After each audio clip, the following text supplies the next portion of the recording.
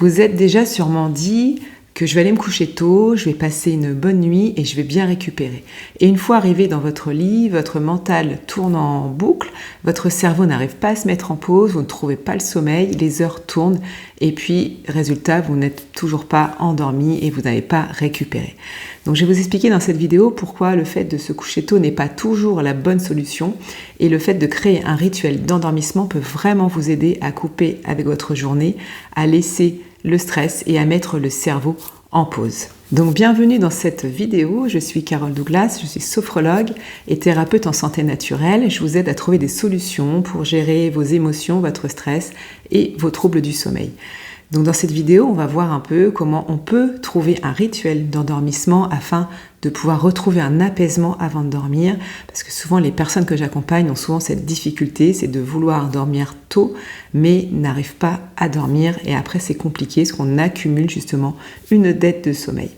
Donc bienvenue à toutes les personnes qui me suivent régulièrement, bienvenue aux nouvelles personnes. Vous retrouvez juste en dessous de cette vidéo toutes mes informations. Pensez que se coucher tôt alors que le mental est en ébullition est une fausse solution. Parce qu'il est important de préparer le sommeil. Vous risquez peut-être de vous endormir très légèrement, de vous réveiller 1, 2 heures, 3 heures après, et avec un sommeil tellement léger, non réparateur, et de faire une véritable insomnie. Donc c'est important de préparer le sommeil, de pouvoir se coucher tôt, certes c'est important, mais de vous coucher de façon apaisée, avec un rituel d'endormissement qui soit efficace pour votre sommeil et qui ne va pas altérer votre sommeil. Le cerveau, il a besoin d'un message clair, il a besoin d'un message de pause. Mettre le cerveau en pause, c'est important. Et pouvoir sécréter toutes les hormones du sommeil. La mélatonine, elle n'est pas sécrétée le temps qu'on est devant un écran, le temps qu'on est encore dans une phase de stress, quand on a une phase de résistance et quand on a des milliers de pensées, on n'arrive pas à sécréter la mélatonine correctement pour pouvoir bien s'endormir et surtout bien dormir. Donc se coucher tôt, certes, mais de façon apaisée, c'est beaucoup plus intéressant et favorable pour votre sommeil. Alors pourquoi le cerveau résiste même si vous êtes fatigué ? Le cerveau résiste parce que le système nerveux est en mode alerte. Et le cerveau a besoin que le système nerveux soit apaisé, détendu afin de pouvoir accéder au sommeil et se mettre en pause. Le système nerveux, il est branché sur 2 axes. L'axe sympathique, donc l'axe de l'action, l'axe de l'agitation, et puis l'axe parasympathique qui est l'axe de la détente, la relaxation. Et le soir, on a besoin que le système nerveux parasympathique, donc de la détente, soit vraiment prédominant. Mais donc si le mental est agité, s'il y a du stress, etc., donc c'est plutôt le parasympathique qui va dominer, qui va empêcher le cerveau de dormir et de se mettre en pause. Donc pour cela, il est important de créer un rituel d'endormissement afin de réguler le système nerveux et que vous puissiez accéder à un état de détente avant de dormir. Et même si vous voulez vous coucher tôt, créez ce rituel d'endormissement bien avant de vous coucher tôt. Donc au moins 1 heure avant, préparez votre rituel d'endormissement. On va voir un peu les phases du rituel d'endormissement qui sont favorables pour un sommeil réparateur. Donc la première chose à faire, au moins 1 heure avant d'aller se coucher, c'est de couper les écrans. Les écrans, c'est un véritable problème pour le sommeil. Si vous voulez vous coucher tôt, essayez d'éteindre les écrans 1 heure avant de dormir. Ça va permettre la sécrétion hormonale de la mélatonine, l'hormone du sommeil. Parce que si vous regardez vos écrans, la lumière bleue, elle va empêcher cette sécrétion hormonale et votre cerveau ne va pas se mettre en pause, il va être stimulé constamment et puis on ne pourra pas vraiment accéder à un sommeil réparateur. Donc c'est important de pouvoir trouver une alternative, comme par exemple lire un livre, trouver une autre activité apaisante, mais sans écran, afin de pouvoir couper avec votre journée tout en étant vraiment encore dans une activité calme et puis tranquille. La deuxième chose à faire, c'est de trouver un sas de décompression avant de dormir, de couper avec votre journée. Il est important de couper avec le stress de la journée, avec les accumulations de la journée, avec un moment de détente, de relaxation, de respiration. Donc pourquoi pas essayer la sophrologie, essayer la méditation, essayer des méthodes de respiration spécifiques qui sont favorables pour le sommeil. Et ça va permettre vraiment de libérer toutes les tensions accumulées et de pouvoir accéder à un meilleur sommeil. Vous allez pouvoir justement être à l'écoute de vous-même, de voir un petit peu les blocages, de ressentir un petit peu les tensions qu'il y a dans le corps et puis de revenir à soi permet vraiment d'ouvrir la porte du sommeil et puis de sentir que vraiment vous vous sentez mieux et vraiment accéder à un sommeil beaucoup plus réparateur. La troisième chose à faire, c'est de pouvoir accorder une alimentation légère le soir. Essayez de ne pas manger trop lourd et de ne pas créer un feu digestif qui empêcherait justement le sommeil. Surtout si vous voulez vous coucher tôt, essayez de manger un petit peu à distance de votre heure d'endormissement et de pouvoir éviter de manger trop lourd et de pouvoir accéder à un meilleur sommeil. Parce que la digestion, c'est quelque chose qui est très actif pour le corps, qui est très énergivore aussi et qui peut empêcher vraiment de bien dormir. Donc veillez vraiment à avoir une alimentation qui soit saine, équilibrée, légère le soir, de préférence. Même si vous avez faim, essayez de manger un peu plus tôt peut-être et de pouvoir digérer avant d'aller vous coucher. La quatrième chose importante afin de pouvoir bien dormir, surtout si vous voulez vous coucher tôt, c'est de créer une atmosphère favorable et apaisante dans votre chambre. Donc c'est important d'avoir une lumière tamisée, surtout si vous vous couchez un peu plus tôt que d'habitude. De créer également une atmosphère intéressante avec des huiles essentielles, comme par exemple l'huile essentielle de lavande qui va permettre la détente et la relaxation. Prenez attention aux moindres détails, le fait de vous coucher dans votre lit très confortable, le fait de sentir vos draps apaisants et puis aérez également votre chambre parce qu'il faut que votre chambre soit fraîche avant de dormir. Donc n'hésitez pas à avoir une chambre beaucoup plus fraîche que d'habitude pour favoriser le sommeil et puis pouvoir mieux dormir. Également, prenez le temps de vraiment vous détendre, de faire des respirations dans votre chambre et de prêter attention aux moindres détails qui pourraient vraiment rendre favorable cette détente avant de dormir.